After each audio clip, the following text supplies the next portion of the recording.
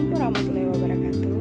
Saya Rahmata Safitri Wahiyah, mahasiswa dari Universitas Pembangunan Indonesia Manado, Fakultas Keperawatan, Program Studi Ilmu Keperawatan dengan NIM 2114201043. Video kali ini dibuat untuk memenuhi tugas mata kuliah konsep dasar keperawatan 1 dengan dosen pengampu Nervandri Kalo, SKM MS.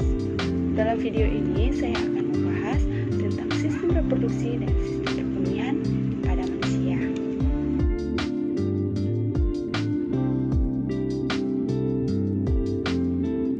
Nah, sekarang kita akan masuk kepada materi tentang sistem reproduksi pada manusia. Sistem reproduksi pada manusia ini merupakan hal yang penting diketahui setiap orang, baik wanita maupun pria. Kesehatan di sistem reproduksi ini harus diketahui sejak sekarang.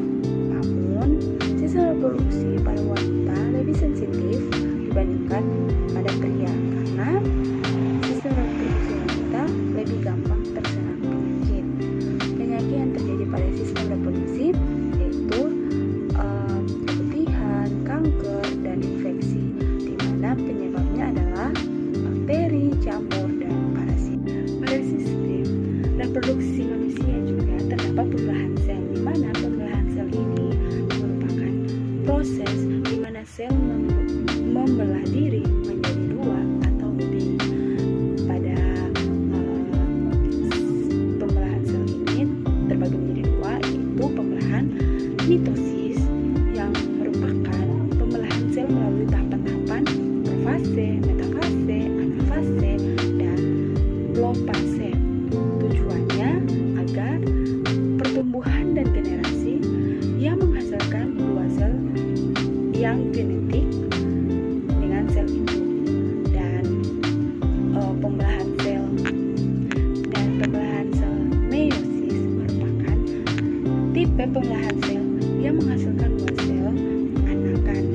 Sel anakan ini mempunyai karakter identik secara genetik dengan sel induk. Di dalam sistem reproduksi juga terdapat struktur dan fungsi sistem reproduksi, di mana terdapat organ reproduksi pada laki-laki, di mana organ reproduksi pada laki-laki ini terbagi menjadi dua, yaitu organ reproduksi bagian dalam dan organ reproduksi bagian luar. Mana organ reproduksi bagian luar ini terdiri dari penis. Penis itu berfungsi sebagai saluran kencing atau urin dan sebagai saluran sperma. Skrotum berfungsi menjaga suhu testis untuk produksi sperma. Testis merupakan organ reproduksi yang berbentuk bulat telur berjumlah 2 buah atau 1 pasang. Tugas fungsi dari testis ini memproduksi sperma dan hormon testosteron. Berikutnya saluran sperma, di mana sperma yang dihasilkan di dalam testis akan keluar melalui epididymis, di mana epididymis ini merupakan saluran yang keluar dari testis.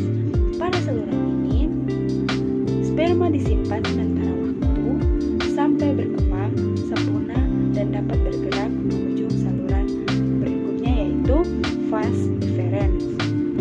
Nah, di sini vas deferens merupakan saluran yang menghubungkan epididymis dan uretra.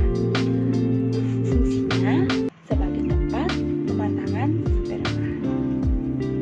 Di sini juga ada uretra, di mana uretra ini selain berfungsi sebagai saluran keluarnya sperma, uretra juga berfungsi sebagai saluran keluarnya urin. Selain urin, juga ada kelenjar reproduksi, di mana kelenjar reproduksi ini merupakan berfungsi memproduksi getah atau cairan yang nantinya bercampur dengan sel sperma menjadi air mani atau semen. Di dalam kelenjar reproduksi ini terbagi menjadi 3, yaitu vesikula seminalis yang berfungsi menghasilkan zat-zat yang diperlukan untuk perkembangan sperma.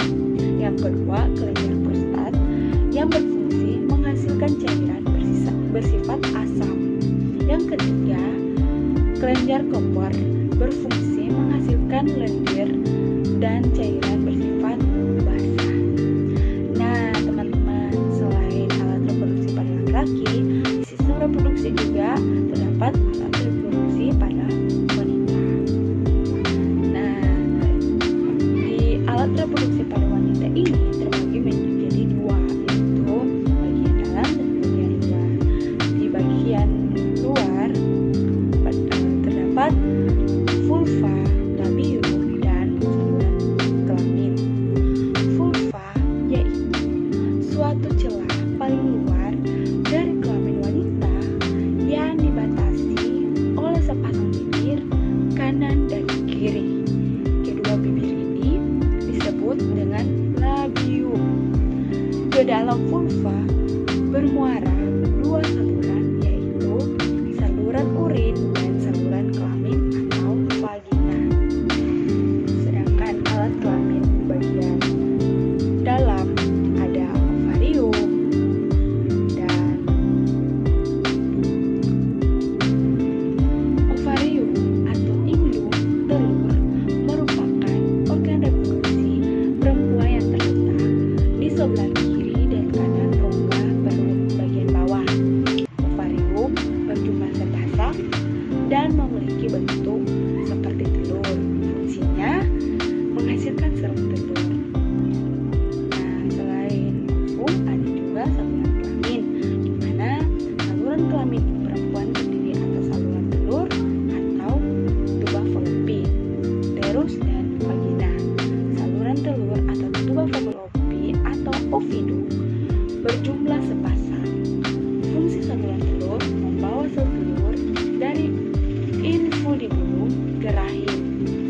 Uterus atau rahim merupakan organ yang memiliki dinding yang tebal, memiliki bentuk seperti wampir yang terbalik, berfungsi sebagai tempat perkembangan janin. Ada juga vagina.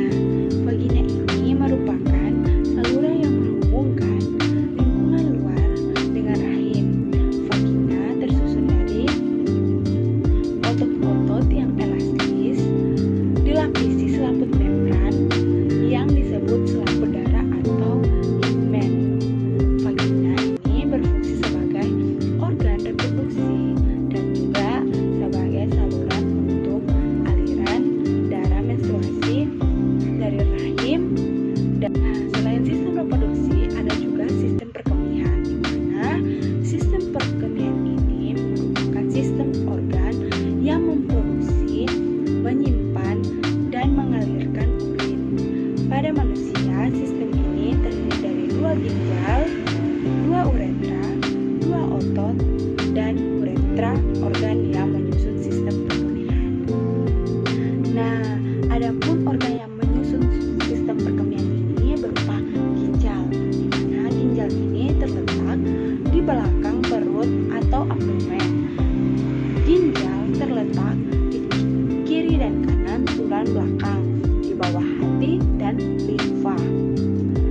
Fungsi ginjal ini sebagai peran penting dalam pengeluaran zat-zat, toksin atau racun, dan mempertahankan suasana keseimbangan cairan. Ketiga, mempertahankan keseimbangan kadar asam dan basa. Keempat, mempertimbangkan keseimbangan garam-garam dan zat-zat dalam tubuh. Dan terakhir ini, mengeluarkan sisa-sisa metabolisme hasil akhir dari uretrum protein. Selain ginjal, organ sistem perkemihan juga ada ureter, di mana ureter ini terdiri dari dua buah pipa yang masing-masing tersambung dari ginjal ke kandung kemih. Lapisan dinding ureter terdiri dari lapisan luar atau jaringan ikat atau fibrosa, lapisan tengah atau otot polos. Kandungan kemih berfungsi menampung urin yang diproduksi